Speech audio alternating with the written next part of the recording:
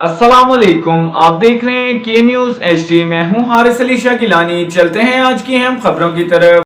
ताज़ा तरीन खबरों से बाखबर रहने के लिए हमारे साथ रहिए। रुक करेंगे कराची का, जहां से रिपोर्ट कर रही हैं हमारी लेडी रिपोर्टर अरूज खान। जैसा कि आप सब जानते हैं कि कराची को डूबने के लिए छोड़ दिया गया है और लावारिस अवाम को बेअसर बेमदादगार छोड़ दिया गया है।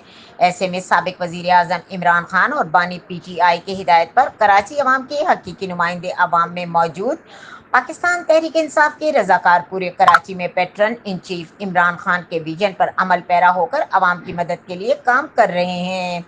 हम हैवी गाड़ियों के साथ आए हैं। बिलावल जरदारी आपकी तरह मेयर कराची भी घर में छुप कर बैठा है। आपको अवाम से कोई सरोकार नहीं।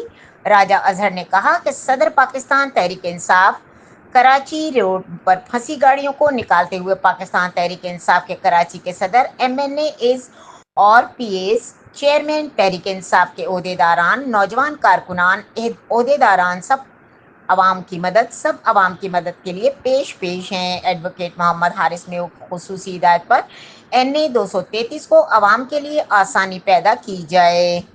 जी बिस्मिल्लाहिर्रहमानिर्रहीम।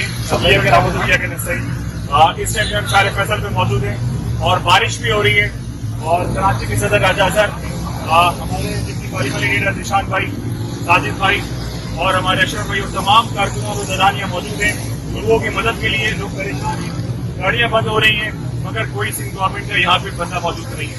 कोई लोगों को लुक आफ्टर करने वाला नहीं है।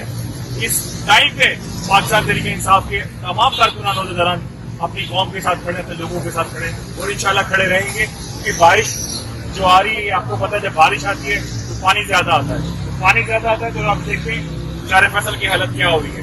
इंशाल्लाह ताला लोगों की मदद के लिए हाजिर है। रात भर भी 24 घंटे मौजूद है पाकिस्तान तहरीक इंसाफ के लोग।